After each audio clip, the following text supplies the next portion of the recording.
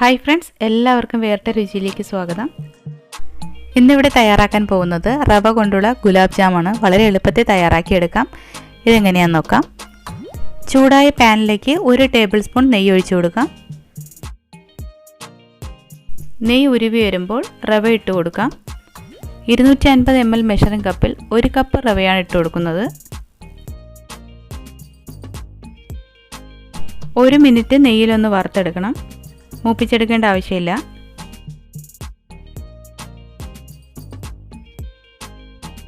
രണ്ട് table spoon പാൽപ്പൊടി കൂടി ഇട്ട് കൊടുക്കുന്നുണ്ട്.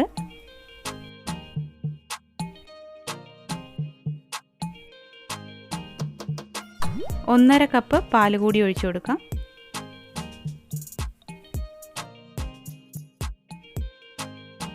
നന്നായി ഒന്ന് മിക്സ് ചെയ്ത് കൊടുക്കാം.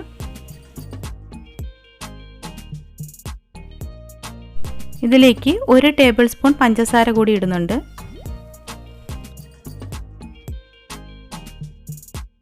പാലും പഞ്ചസാരയൊക്കെ റവയിൽ നന്നായി പിടിക്കണം. നന്നായി ഒന്ന് മിക്സ് ചെയ്ത് കൊടുക്കാം. പാലൊന്ന് വറ്റി വരുന്നത് വരെ നന്നായി ഒന്ന് ഇളക്കി കൊടുക്കണം. ലോ ടു മീഡിയം ഫ്ലെയിമിലിട്ട് വേണം വേവിച്ചെടുക്കുവാൻ. ഇപ്പോൾ പാല് വറ്റി റവയിൽ നന്നായി പിടിച്ചിട്ടുണ്ട്. ഈ ഒരു പരുവം മതിയാവും. ഫ്ലെയിം ഓഫ് ചെയ്ത് കൊടുക്കാം. ഇത് തണുപ്പിക്കാൻ വയ്ക്കാം. ഇനി ഷുഗർ സിറപ്പ് തയ്യാറാക്കാം. 250 ml മെഷറിംഗ് കപ്പിൽ 1 കപ്പ് പഞ്ചസാര എടുത്തിട്ടുണ്ട്. ഇതിലേക്ക് 1.5 കപ്പ് വെള്ളം കൂടി ഒഴിച്ചു കൊടുക്കാം. ഒരു നുള്ള് ഉപ്പ് കൂടി ഇടുന്നുണ്ട്. 2 ഏലക്ക ചതച്ചത് കൂടി ഇട്ട് കൊടുക്കാം. ഇനി ഫ്ലെയിം ഓൺ ചെയ്ത് കൊടുക്കാം. ഷുഗർ സിറപ്പ് തിളച്ച് വരുന്നുണ്ട്.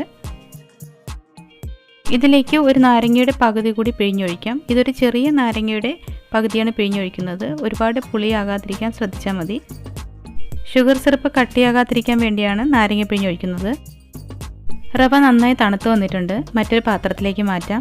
കുഴച്ചെടുക്കാൻ സൗകര്യത്തിന് വേണ്ടിയാണ് മറ്റൊരു പാത്രത്തിലേക്ക് മാറ്റുന്നത്. 1 ടേബിൾ സ്പൂൺ നെയ്യ് കൂടി ഒഴിച്ചതിന് ശേഷം നന്നായി കുഴച്ചെടുക്കാം.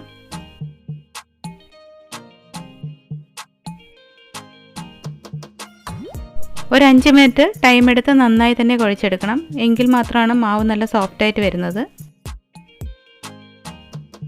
ഇതിലേക്ക് 1 ടേബിൾ സ്പൂൺ നെയ്യ് കൂടി ഒഴിച്ചതിന് ശേഷം നന്നായി ഒന്നുകൂടി കുഴച്ചെടുക്കാം. മൊത്തം ഞാൻ 3 ടേബിൾ സ്പൂൺ നെയ്യാണ് ഒഴിച്ചു കൊടുത്തിട്ടുള്ളത്. ഇപ്പോൾ റവ നന്നായി കുഴച്ചെടുത്തിട്ടുണ്ട്. മാവ് നല്ല സോഫ്റ്റായി വന്നിട്ടുണ്ട്. ഇനി കയ്യിൽ ഒരൽപ്പം നെയ്യ് തടവിയ ശേഷം ഓരോ ബോൾസുകളായിട്ട് ഉരുട്ടിയെടുക്കാം. ബോൾസിൻ്റെ വലുപ്പമൊക്കെ ഓരോരുത്തരുടെ ഇഷ്ടത്തിനനുസരിച്ച് ഉരുട്ടിയെടുത്താൽ മതി.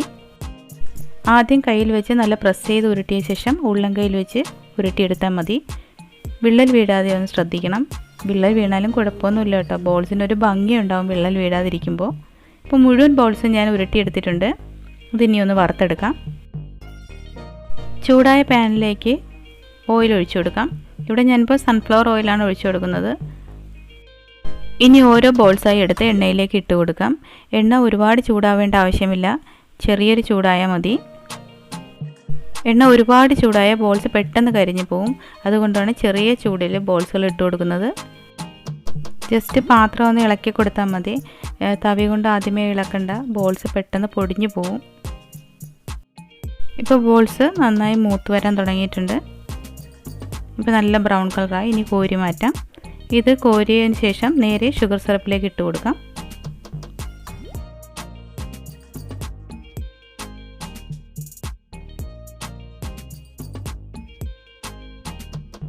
ഇപ്പോൾ മുഴുവൻ ബോൾസും ഞാൻ ഷുഗർ സിറപ്പിലേക്ക് വറുത്ത് കോരി ഇട്ടിട്ടുണ്ട്. വളരെ എളുപ്പത്തിൽ തയ്യാറാക്കാൻ പറ്റിയ ടേസ്റ്റി റെസിപ്പിയാണ്. കുട്ടികൾക്കൊക്കെ ഒരുപാട് ഇഷ്ടമുള്ള ഒരു റെസിപ്പിയാണിത്. നിങ്ങളെല്ലാവരും ഒന്ന് ട്രൈ ചെയ്ത് നോക്കണം. നിങ്ങൾക്ക് ഇഷ്ടമായിട്ടുണ്ടെങ്കിൽ ലൈക്ക് ചെയ്യാനും ഷെയർ ചെയ്യാനും മറക്കരുത്.